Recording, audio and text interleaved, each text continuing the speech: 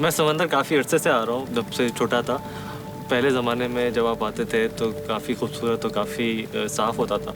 साल ब साल आके देखते रहते हैं कि थोड़ी-सी जो हालात हैं समंदर के वो बदतरीन होए चले जा रहे हैं। मछलियाँ कम हो गई हैं, उनकी तादाद कम हो गई है। तो फिर खुद आपका ज़्यादती एक मोटिवेशन होती है कि हम भी कुछ करें।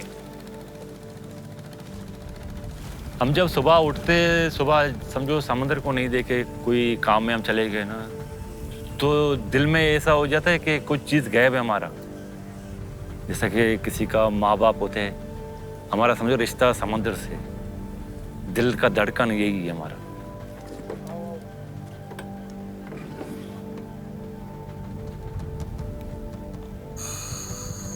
जो चेंजेस आ रहे हैं वो इंसान की तरफ से ही आ रहे हैं और आम आदमियों को उसके बारे में पता नहीं होता, क्योंकि इंटरेक्शन नहीं होता, वो देख नहीं पाते, वो महसूस नहीं कर पाते। जिस तरह मैं हर हफ्ते समंदर पे आए चले जा रहा हूँ और मुझे ये चीज़ें महसूस हो रही हैं, तो खुद ही सोचा कि इसके लिए कुछ करें, कुछ पॉजिटिव चेंज लाएं अपने एफर्ट्स के साथ। 1 2 3 गो।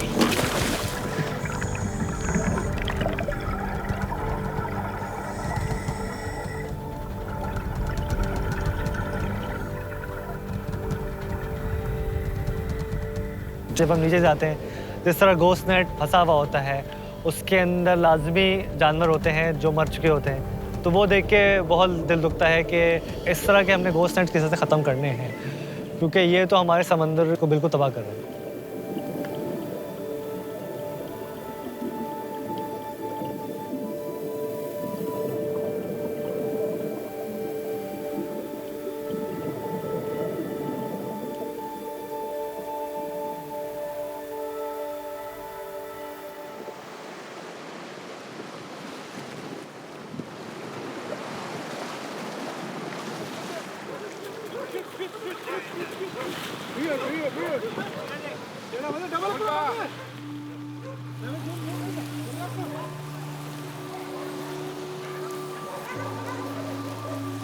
ये नेट तो अभी आया है। ये आज निकाला ना, ये आज निकाला है ना? यहाँ ये देख रहे हैं, इसमें घास लगा हुआ है। बिल्कुल ताज़ा घास लगी हुई है इसमें, ताज़ा सीवीड सारा। ये देख रहे हैं, ये वहाँ से पत्थर, ये रहा पत्थर, कोरल का हिस्सा। ये कोरल है। यहाँ पे ये घास होती है, ये खाने के लिए होती है ना मच्छियों की। अब यही चीज़ पत्थर पे फंसी हुई होती है, टर्टल या मच्छी इसको खाने आता है। वो उसको वो बोलता है कि कोई पत्थर है ना, पत्थर के ऊपर है कोई चारा मारा है हमारे खाने के लिए, तो उसको पता नहीं है वहाँ पे इसका मौत लिखा हुआ है। कोरल्स जो हैं वो फाउंडेशन है इकोसिस्टम के, प्रोटेक्ट करते हैं बहुत सारी marine species. This is the base of the food chain. अगर कोरल जिंदा है तो बाकी जो रीफ है वो भी हेल्दी रहती है, तो कोरल को प्रोटेक्ट करना बहुत बहुत ज़रूरी है।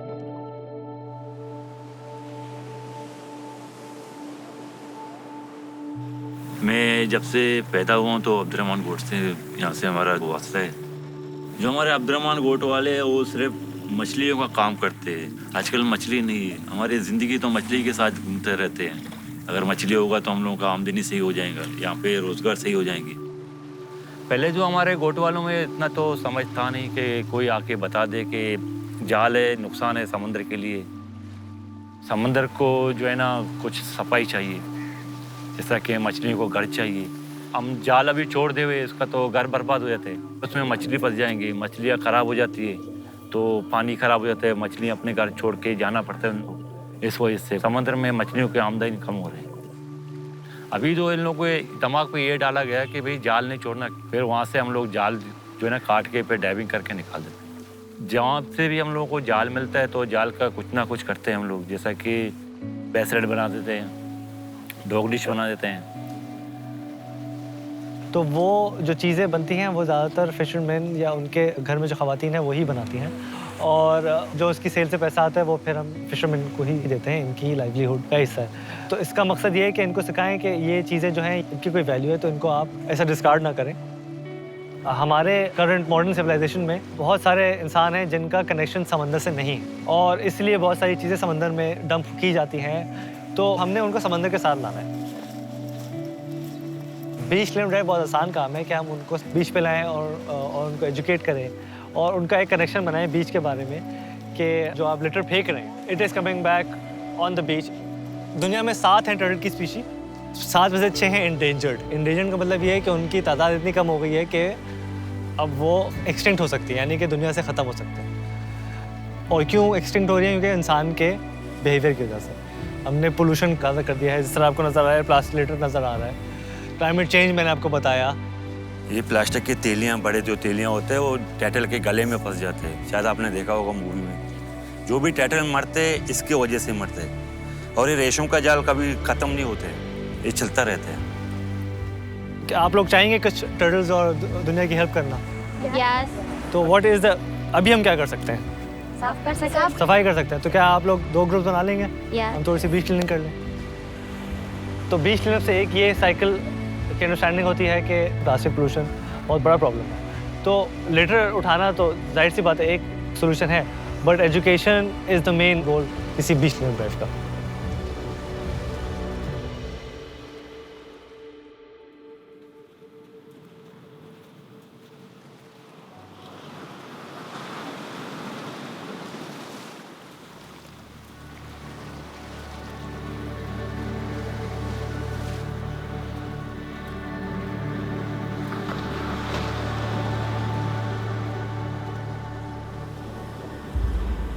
टर्टल एक स्पीशी है जो कीस्टोन स्पीशी है। टर्टल की हेल्थ देख के पता चलता है कि अगर टर्टल्स हेल्दी हैं तो पूरा इकोसिस्टम इसलिए हेल्दी है क्योंकि वो इकोसिस्टम प्रोवाइड कर रहा है उस टर्टल को। तो मरीन एनिमल्स को सेव करने का मकसद ये है कि हम पूरे इकोसिस्टम को सेव, चाहे वो टर्टल्स हों, चाहे वो कॉरल्स हों, चाहे वो एल्गे हो, चाहे वो केल्प हो। अगर मरीन फूड चेन्स को हम सेव नहीं करेंगे, in the end we at the top of the food chain, तो इफेक्ट इंसानों पे ही आएगा।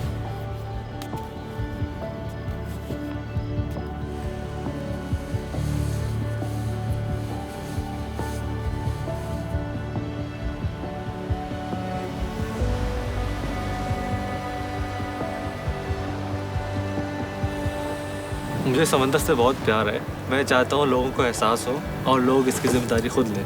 सब मिल के अगर इस काम एक साथ करेंगे तो हालात भी समंदर के बेहतर हो जाएंगे। और ये जो काम है ये एक बंदे के बस का काम नहीं है, ये पूरे मुल्क, पूरी दुनिया का काम है।